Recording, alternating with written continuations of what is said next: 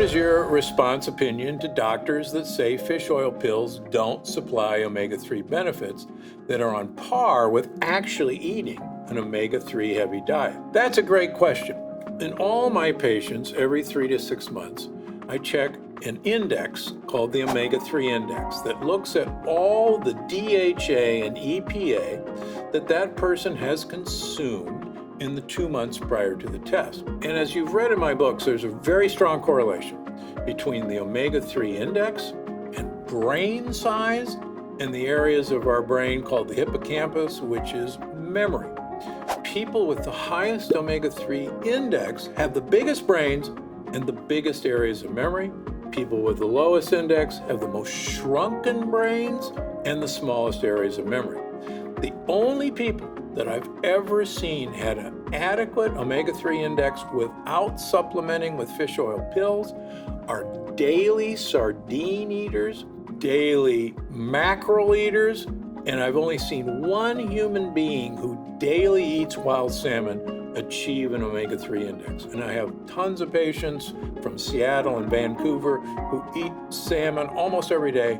They can't achieve the result. Take your fish oil pills. Creatine, please explain what it is and if you recommend it.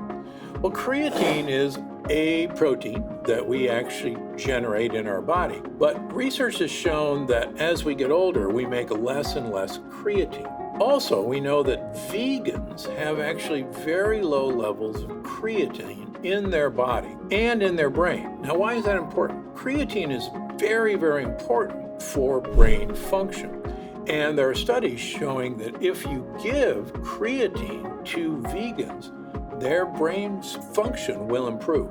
So I'm a big fan of creatine. The problem with most creatines are that they actually cause a lot of bloating and you have to work up slowly to creatine. There are new creatine supplements that avoid that, and those are the ones I recommend. What are your thoughts on taking a vitamin B supplement? Do you think it's good?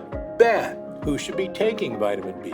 Do you recommend it? Well, vitamin Bs are the energy vitamin for a good reason. At least 50% of Americans have a mutation of a gene called the MTHFR mutation. That means that when they take folic acid and vitamin B12 in the normal form, they don't convert it into the active form properly. So all of my patients, I give them a vitamin B12 that's methylated and a methylated folic acid.